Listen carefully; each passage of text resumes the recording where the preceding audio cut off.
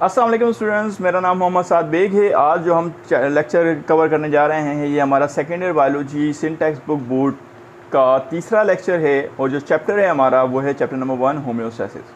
आज का जो हमारा टॉपिक है वो है behaviour of the cell in relative water potential environment. यानी हम बात करेंगे बिहेवियर ऑफ द सेल का एज रिलेटिव वाटर पोटेंशियल के हवाले से कि वाटर पोटेंशियल जब ज़्यादा होता है, कम होता है या सेम होता है तो सेल का जो बिहेवियर होता है वो किस तरीके से होता है। ठीक है, इस चीज़ को पढ़ने से पहले हमें कुछ बातें पता होनी चाहिए, जैसे कि what is water potential, what is solute potential and different process हमें पता होना चाहिए। तो हम सबसे पहले हम जो टॉपिक डिस्कस कर रहे हैं, जो चीज़ डिस्कस कर रहे हैं वो है वाटर पोटेंशियल की। वाटर पोटेंशियल की अगर हम बात करते हैं कि वाटर पोटेंशियल हमारे पास क्या होता है, तो यहाँ पे मैंने जैसे कि लिखी हुई है definition, the potential energy that is energy that is the potential energy of water is greater in a region of its higher concentration than the region of its lower concentration। मतलब अगर हम बात करते हैं कि अगर हम बात कर रहे हैं कि किसी भी वाटर के अंदर जो एनर्जी है वाटर मॉलिक्यूल की, उसको हम क्या कह रहे हैं, वाटर पोटेंशियल कह रहे हैं। यानी अगर मैं बात कर रहा हूँ, ये आपके पास एक सेल है, ये एक सेल है, इस सेल के अंदर मैं बात करता हूँ कंसंट्रेशन ऑफ वाटर की, कंसंट्रेशन ऑफ वाटर की कि हमारे पास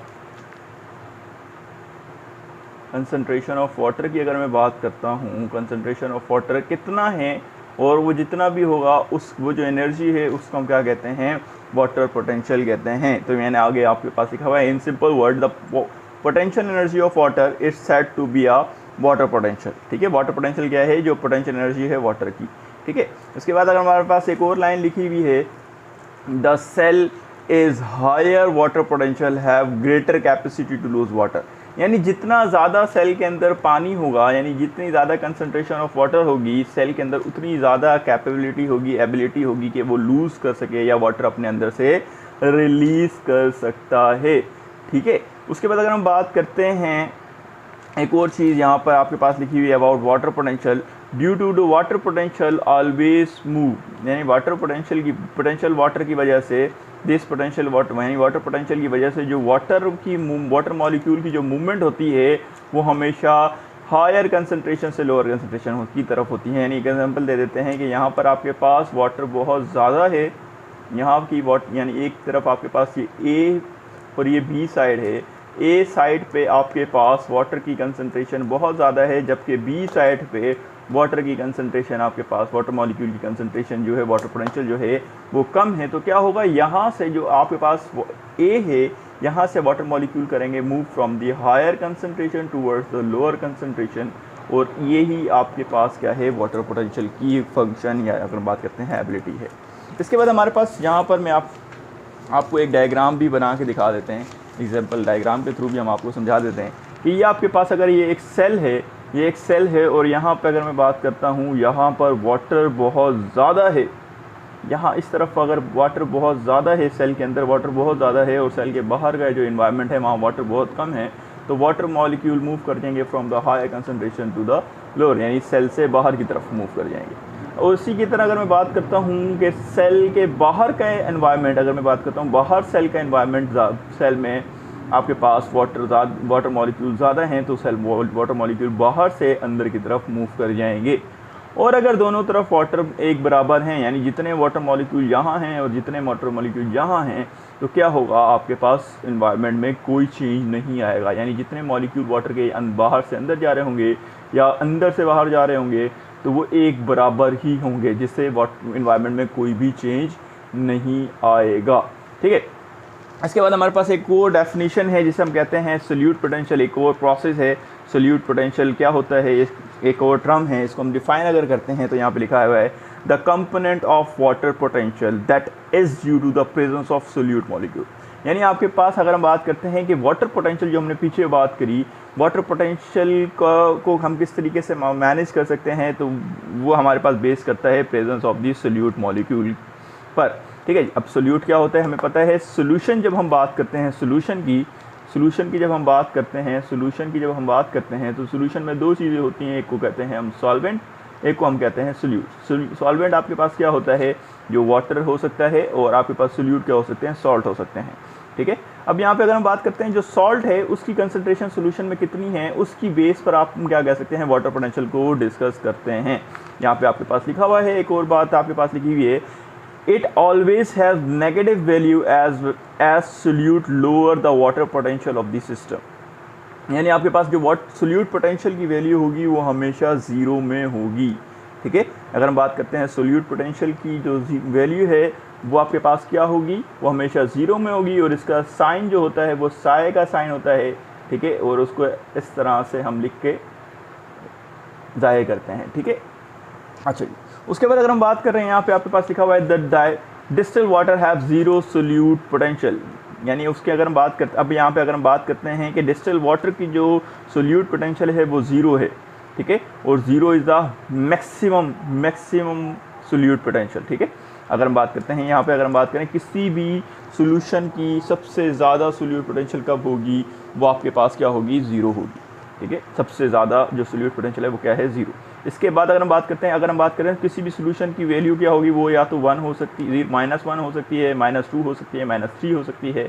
अब ये -1, -2, -3 कैसे होती जाएगी, कैसे बढ़ती जाएगी, बढ़ेगी कैसे, तो यहाँ पे आपके पास लिखा हुआ है the solute potential of solution will increase with an increase the dissolve solvent. मतलब आपके पास क्या है, एक आपके पास सोल्यूशन है, और इसकी मैं बात कर रहा हूँ कि इसकी जो वाटर पोटेंशियल है वो आपके पास इस वक्त -1 है। ठीक है, यहाँ पे एक सोल्यूशन है जिसकी आपके पास सोल्यूट कंसंट्रेशन या सोल्यूट पोटेंशियल जो है वो क्या है, आपके पास -1। अब इसको -1 से बढ़ाऊंगा कैसे, तो मुझे क्या करना पड़ेगा, यहाँ पे और सोल्यूट को ऐड करना होगा।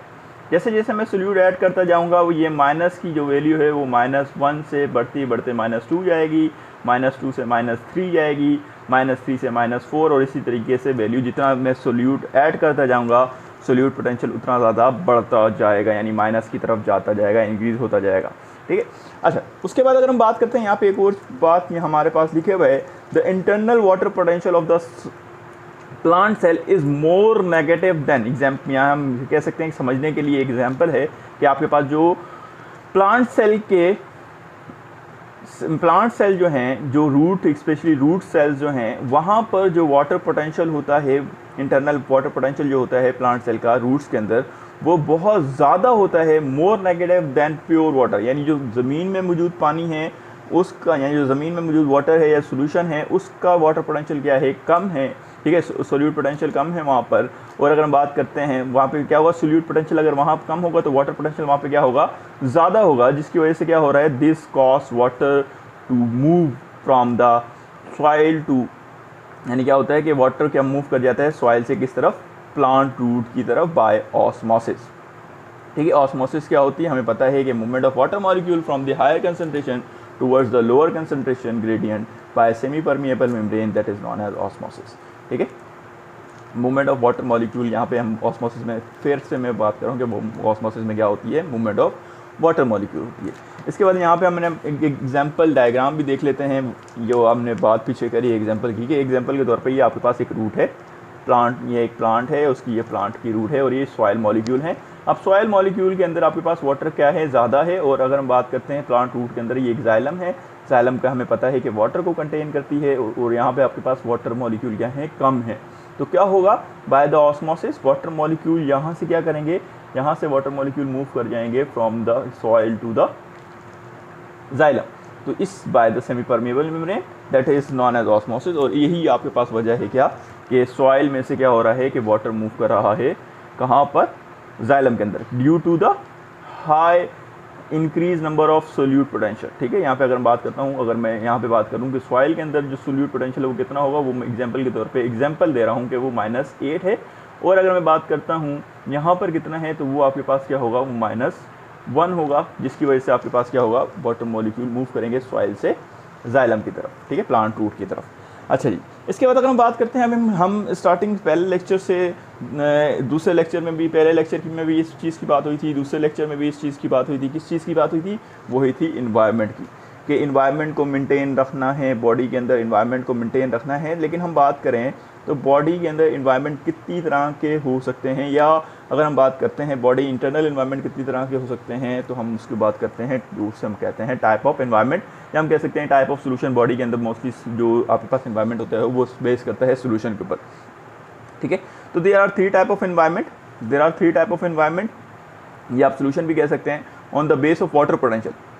अब ये जो इन्वायरमेंट है वो बेस कर रहा है वाटर पोटेंशियल के ऊपर, ठीक है, कि वाटर की टेंडेंसी, वाटर लूज करने की टेंडेंसी कितनी ज़्यादा है, या वाटर पोटेंशियल कितना ज़्यादा है, वाटर मॉलिक्यूल कितनी, वाटर वो यानी अगर बात करते हैं पोटेंशियल एनर्जी ऑफ वाटर कितनी ज़्यादा है, ठीक है। अब इस पे अगर हम बात करें तो हमारे पास तीन तरह के इन्वायरमेंट हो सकते हैं। एक होता है आइसोटोनिक इन्वायरमेंट, एक हो सकता है हाइपोटोनिक इन्वायरमेंट, एक हो सकता है हाइपरटोनिक इन्वायरमेंट। तो सबसे पहले अगर हम डिस्कस करते हैं तो हम बात कर लेते हैं आइसोटोनिक इन्वायरमेंट की। अब आइसोटोनिक इन्वायरमेंट की अगर बात करें तो यहाँ पर जो आपके पास वाटर पोटेंशियल होगा इन्वायरमेंट का, वो क्या होगा, सेम होगा। तो यहाँ पे मैंने आपके पास लिखा हुआ है कि आइसोटोनिक इन्वायरमेंट में क्या है, जो वाटर पोटेंशियल है दोनों इन्वायरमेंट का वो क्या है, सेम है, ठीक है। अच्छा जी, यानी जो बाहर का इन्वायरमेंट होगा उसका आपके पास इन्वायरमेंट क्या होगा, बाहर का, और जो सेल के अंदर का इन्वायरमेंट होगा वो क्या होगा, दोनों जगह सेम होगा। अब यहाँ पे जैसे आपके पास लिखा हुआ भी है, when the cell are in the aqueous environment, ये एक मिस्टेक हो गई थी कि हाइपोटोनिक लिख दिया था मैंने गलती से, इसको काट देते हैं आप, ठीक है। तो यहाँ पे हमारे पास क्या है, when the cell are in a aqueous environment of the same water potential, it is said to be an isotonic condition, ठीक है, that is known as isotonic condition, ठीक है। इस चीज़ को अगर हम बात करते हैं कि आइसोटोनिक सॉल्यूशन क्या है, अब आप बात करते हैं कि आइसोटोनिक कंडीशन क्या होती है। तो हम बात कर रहे हैं कि आपके पास क्या है, आइसोटोनिक इन्वायरमेंट कंडीशन क्या होगी, जब दोनों तरफ वाटर और सॉल्ट, वाटर की कंसंट्रेशन और सॉल्ट की कंसंट्रेशन क्या हो, दोनों मीडियम के अंदर एक जैसी हो, दोनों इन्वायरमेंट में क्या हो, आउटर इन्वायरमेंट में भी एक सेम हो और इंटरनल इन्वायरमेंट में क्या हो, सेम हो। इसकी एग्जांपल ले लेते हैं एक हम, इसकी जब एग्जांपल लेते हैं हम एक, तो हमारे पास ये एक तरफ प्लांट सेल बना हुआ है और एक तरफ एनिमल सेल बना हुआ है।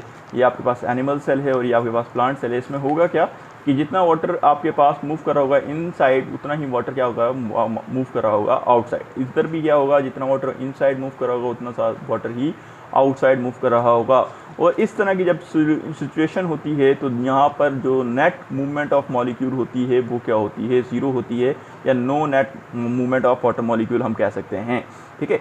दूसरी हमारे पास जो कंडीशन है वो लिखा हुआ है सेल इन आ हाइपोटोनिक इन्वायरमेंट, ठीक है, सेल इन आ हाइपोटोनिक इन्वायरमेंट। यानी अगर हम बात करते हैं यहाँ पर आपके पास जो आउटसाइड, यानी अगर हम बात करते हैं एक्सटर्नल कंडीशन जो है, एक्सटर्नल कंडीशन उसमें क्या है, एक्सटर्नल कंडीशन की अगर हम बात कर रहे हैं, एक्सटर्नल इन्वायरमेंट की अगर हम बात कर लें तो एक्सटर्नल इन्वायरमेंट आपके पास क्या है, हायर वाटर पोटेंशियल इन्वायरमेंट है।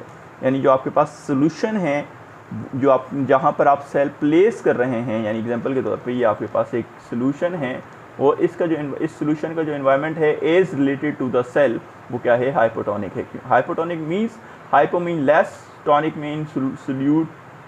तो यहाँ पे सोल्यूट कंसंट्रेशन क्या है, कम होगी, और हाइपो अगर हम बात करते हैं जो सेल की आपके पास टॉनिसिटी होगी वो क्या होगी, ज़्यादा होगी। यानी आप सेल के अंदर जो वाटर पोटेंशियल है वो क्या है, कम है, और इन्वायरमेंट के अंदर वो जो वाटर पोटेंशियल है वो क्या है, ज़्यादा। तो अब आपके पास इसमें अगर हम बात करें, यहाँ पे आपके पास लिखा हुआ है when plant cell are in hypotonic environment with more water potential, ठीक है। क्या आपके पास क्या होगा कि सेल की जो आपके पास क्या है, सेल की जो वाटर पोटेंशियल है वो क्या है, ज़्यादा है, ठीक है, और जो इन्वायरमेंट का वाटर पोटेंशियल है वो क्या है, कम है, ठीक है। The water tends to enter into the cell through the endosmosis. क्या होगा, सेल के अंदर वाटर क्या होगा, इंटर होगा by the process of the endosmosis. Endo mean अंदर, osmosis movement of water molecule, due to which the cell become stretch, यानी क्या हो जाएगा, खिंच जाएगा, एंड बिकम टर्जिड, और क्या हो जाएगा, टर्जिड हो जाएगा। The result in an increase the turgor, यानी इसकी रिजल्ट में क्या होगा, जो आपके पास टर्गर प्रेशर है सेल का वो क्या होगा, बढ़ जाएगा। टर्गर प्रेशर क्या होता है, अगर मैं बात करता हूँ, एक सेल है, एग्जांपल के तौर पे ये एक सेल है, इसमें जो वाटर मॉलिक्यूल मौजूद होंगे, इसका pressure on the cell wall या सेल मेम्ब्रेन जो होता है, उस प्रेशर को हम क्या कहते हैं, टर्गर प्रेशर कहते हैं, ठीक है। अच्छा, अब यहाँ पे हम बात करें, मैंने यहाँ पे प्लांट सेल लिखा है, इसी जगह अगर एनिमल में सेल भी हो सकता है, लेकिन दोनों की कंडीशन क्या होगी, चेंज हो जाएगी। तो कंडीशन को पहले डिस्कस कर लेते हैं। अब अगर हम बात करते हैं इन प्लांट सेल, तो in plant cell daily life के अंदर प्लांट सेल के जो आपके पास गार्ड सेल होते हैं ऑफ स्टोमेटा, यानी प्लांट सेल के जो गार्ड सेल हैं स्टोमेटा के, ठीक है, वो क्या होते हैं, ओपन होते हैं by increase it their turgor pressure, यानी वो ओपनिंग, उसकी जो ओपनिंग एंड क्लोजिंग है वो बेस करती है टर्गर प्रेशर के ऊपर, ठीक है। जबकि अगर मैं बात करता हूँ एग्जाम्पल के तौर पे अगर हम बात करते हैं एनिमल सेल की, जबकि अगर हम बात करें एनिमल सेल की, तो एनिमल सेल में ऐसा नहीं होता। एनिमल सेल में क्या होता है, आपके पास अगर एनिमल सेल को एग्जिस्ट प्लेस कर दिया जाए हाइपोटोनिक एनवायरनमेंट में, तो हाइपोटोनिक एनवायरनमेंट में क्या होगा, वाटर मूव करेगा आउटसाइड टू इनसाइड, और पानी की कंसनट्रेशन यानी आपके पास टर्गर प्रेशर क्या होगा, सेल के अंदर बढ़ता जाएगा, ठीक है। अब जब सेल के अंदर बढ़ता जाएगा तो क्या होगा, sorry that is not cell wall, that is cell membrane, ठीक है।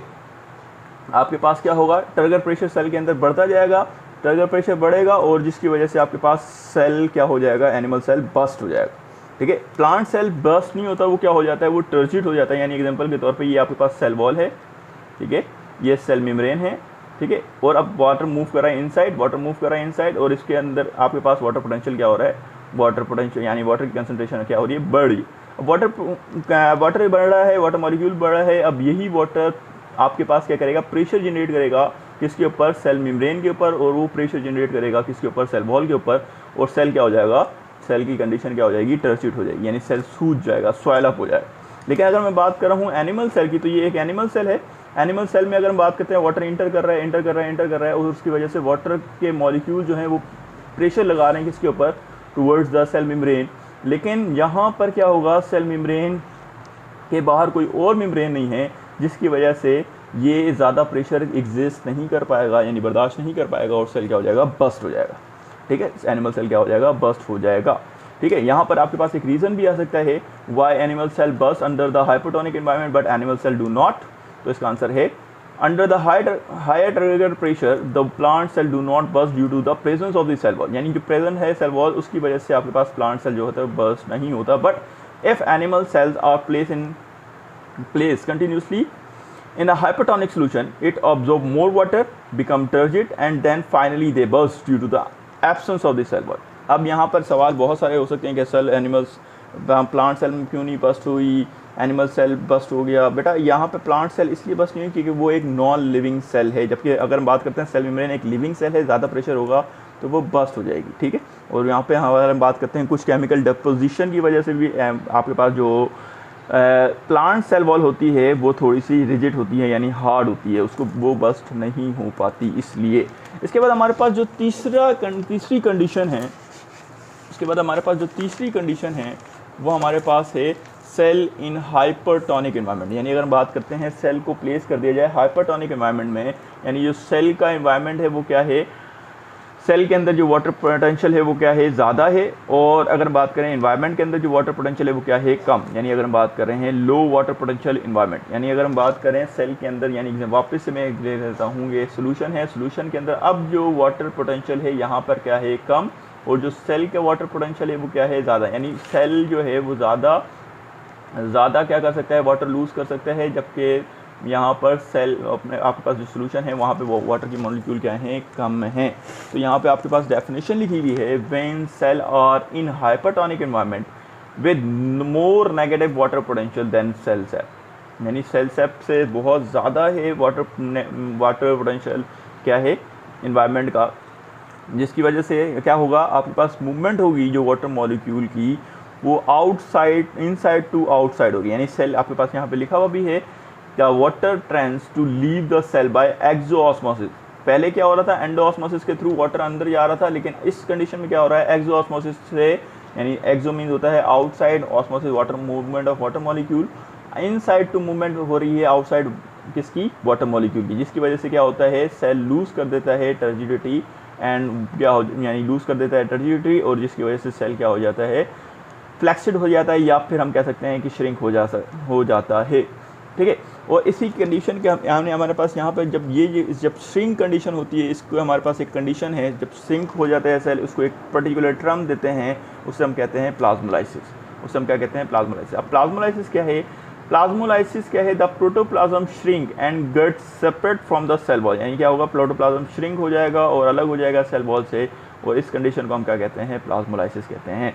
ठीक है। और उसके बाद हमारे पास एक और चीज़ है, अगर हम इस प्लाज्मोलाइज सेल को वापस से किसी हाइपोटोनिक एनवायरनमेंट में डाल देते हैं जहाँ पे वाटर ज़्यादा हो और एज़ कम्पेयर टू सेल, तो क्या होगा? वो वापस से वाटर को गेन करेगा और वो अपनी ओरिजिनल हालत में आएगा, और इस कंडीशन को हम क्या कहते हैं? डीप्लाज्मोलाइसिस कहते हैं। डीप्लाज्मोलाइसिस की डेफिनेशन लिखी हुई है, it is a reverse process occur when plasmolyse cell are place in a hypotonic environment, so the water trend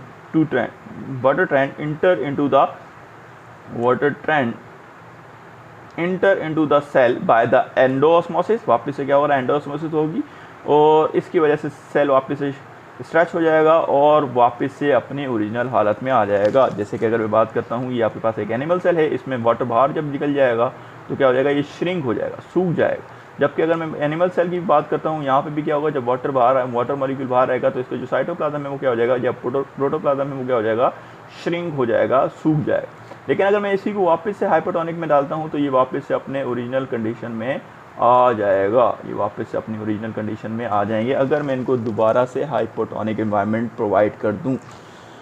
तो यह था आज का लेक्चर। इंशाल्लाह नेक्स्ट लेक्चर में मुलाकात होगी। जब तक के लिए आप इस लेक्चर को देखें। इस लेक्चर से अकॉर्डिंग आप अपने सवालात कमेंट बॉक्स में छोड़ सकते हैं, लीव कर सकते हैं, कमेंट बॉक्स में लिख सकते हैं अपनी राय अबाउट लेक्चर। इसका आप कमेंट बॉक्स में दे सकते हैं, और वीडियो को सब्सक्राइब कर दें, वीडियो को लाइक कर दें, चैनल को सब्सक्राइब कर दें, और इंशाल्लाह आपके नेक्स्ट लेक्चर में मुलाकात होगी। जब तक के लिए अपना ख्याल रखिएगा, दुआ में याद रखिएगा। अस्सलामु अलैकुम व रहमतुल्लाहि व बरकातुहू।